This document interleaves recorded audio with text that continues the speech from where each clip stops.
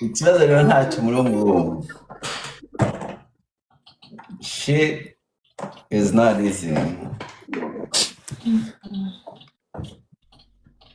Muchoma. Yeah. Yes, baby. I'm listening. Oh. Okay. There we go. No, it's not funny. Why are you laughing? nibwo bwa mbere mbonye ugize ubwoba mu buzima. So, hey, I have a question. Who is this girl? Why is she talking to you like that? Who? Muchomante? Yeah. Imfura idakosa. Like, what is this situation? Like, I don't get it. She's Muchomante. She's an artist. He's an artist. I'm a fan. That's it? Then she's calling you babe. Can you tell me about it?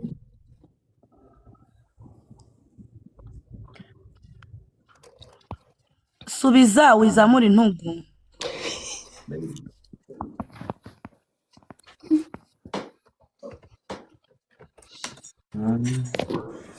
Ariko Dumba murimo muramugora umuntu no kuri Saint Valentin yaba atarohereje n'ururabo rwo mu mbuga akamuha Wow. Oh, wow.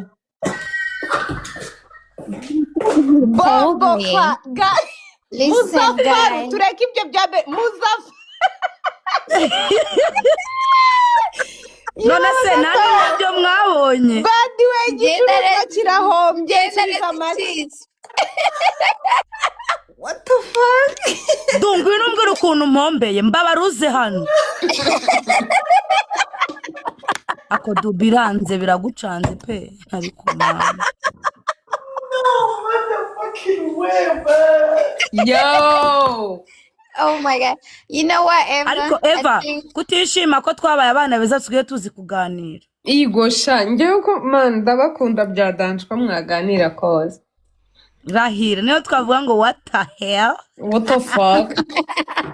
Dumba wino amazi banzu yamwe n'ubundi Dumba yasabwaga kubanza kunywa amazi. Ahi.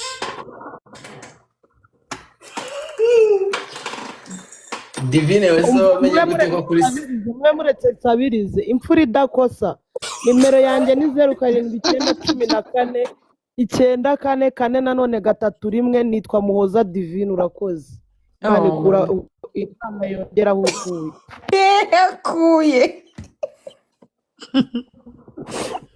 Kono. Ubwo bisubizo byagaragaye se bana we ko umbabarije umutima pe nukuri ibintu byose nakwizereragamo nagorega turi mu mwanya wo kuganira ikibazo. So Muchomante afite ikibazo. Ushaka ngo umuntu yiniga ari muzima atikoze mu ine mu mureka uvuge nana Divi reka tumyutinge man. Namyutinze ngaho nasubiza reke guhisha amaso mu ngofero.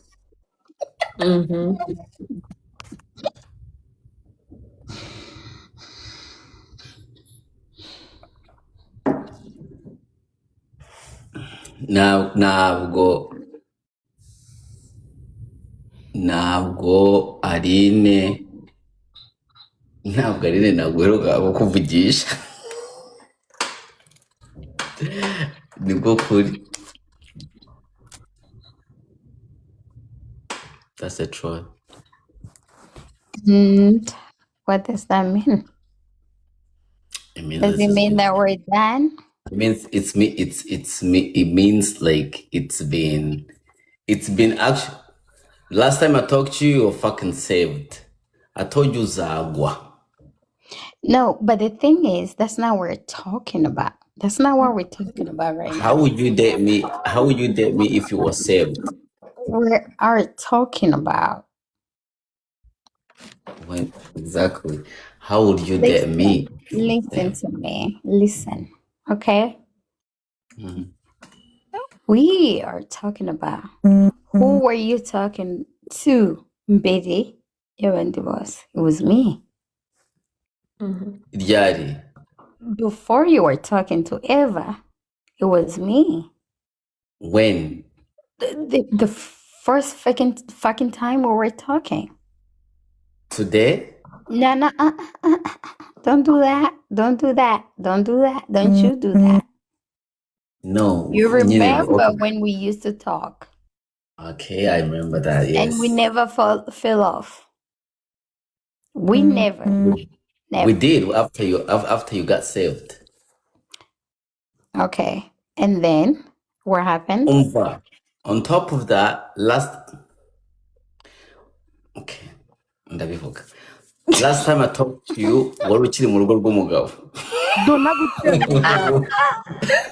naguciye mu ijambo mwandike muri komenti ngo ndabivuga. And then Last time I bivuge talked byose kandi byose pe turi kukumva.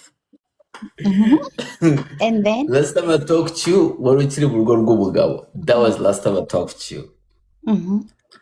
Yes. And that explains everything. does it mean that I don't have a place in your heart? You don't want